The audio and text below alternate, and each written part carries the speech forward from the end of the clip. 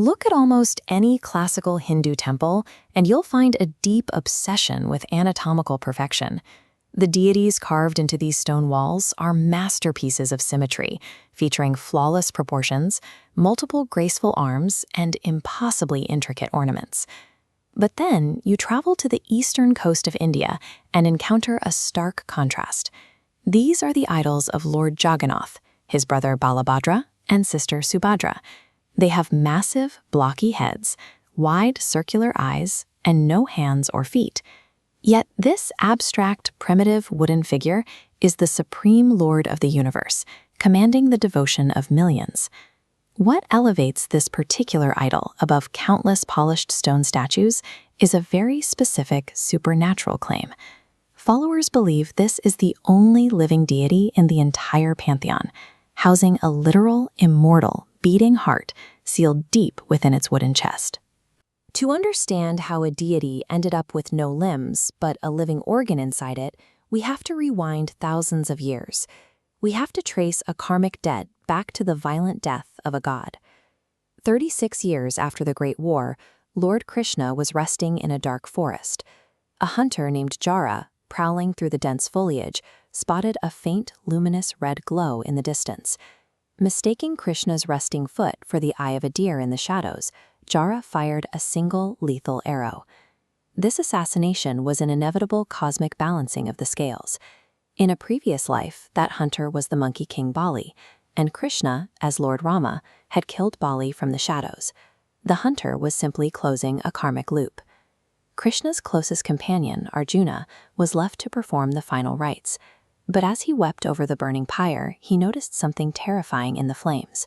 The fire consumed Krishna's physical body, turning bone and flesh to ash. But resting right in the center of the inferno was his divine heart.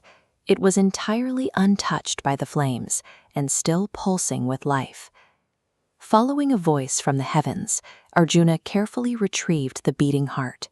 He placed it onto a simple wooden plank and pushed it out into the heavy currents of a river, leaving it to find its own destiny. Krishna's heart transitioned into an indestructible divine relic, drifting silently downriver towards its next human encounter. The relic eventually washed ashore in modern-day Odisha, where it was discovered by Vishvavasu, the chief of the local Sabarta tribe. Recognizing its power, he hid the glowing artifact deep inside a secret cave, honoring it daily with offerings of simple jungle fruits. Meanwhile, hundreds of miles away in the city of Avanti, King Indradyumna ruled with immense wealth and military might. When rumors of a physical, living piece of God reached him, the king became obsessed. He needed to capture this ultimate divine artifact to validate his own legacy. So, the king launched an espionage operation. He dispatched his most cunning priest, Vidyapati, to infiltrate the Sabara tribe. Vidyapati earned the chief's trust, eventually marrying his daughter, all to manipulate his way into seeing the secret cave. The tribal chief finally agreed to take his new son-in-law to the shrine, but only if Vidyapati wore a blindfold. The priest agreed, but he secretly filled his pockets with raw mustard seeds, dropping them one by one to create a hidden map. Months later, the monsoon rains came, and those scattered seeds sprouted into a bright yellow trail of mustard flowers. King Indradyumna marched his entire army right down that path to seize the relic. But when they breached the cave, they found nothing. The god had vanished. The divine relic actively rejected the king's force. It was a clear demonstration that spiritual power cannot be claimed through royal wealth or military might or clever espionage. Shattered and desperate, King Indradyumna collapsed in grief. That night, a divine voice spoke to him in a dream, commanding him to go to the Puri coastline, where a massive, fragrant wooden log would wash ashore to serve as the new vessel for the deity. The king found the mysterious log the next morning, but his entire army and a fleet of elephants couldn't drag it a single inch. It was only when Vishwavasu, the humble tribal chief, stepped forward and touched the wood with pure devotion that the massive trunk became as light as a feather. The king had already constructed a towering, magnificent temple complex to house his prize. To carve the idol, a mysterious old carpenter appeared, who was actually the celestial architect Vishwakarma in disguise.